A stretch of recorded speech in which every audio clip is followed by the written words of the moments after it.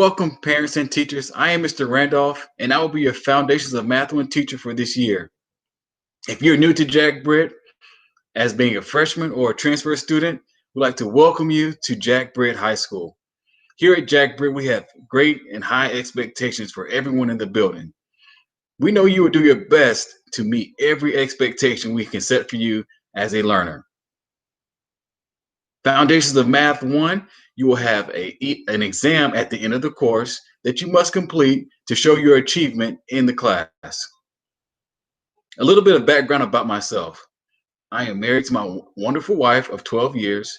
I have 3 sons, ages 10, 6, and 3. I am a graduate of Douglas Byrd High School, and I have a degree from Fayetteville State University in computer science with a minor in math.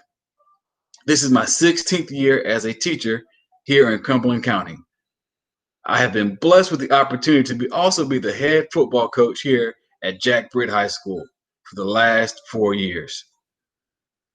It's great to be a Buccaneer, and it's always great to have your loving faces in the class. Unfortunately, that will not happen because we will be virtual at this time. So what I'm going to do is share some of the things that you'll need for the virtual class this year. The supply list is as listed below.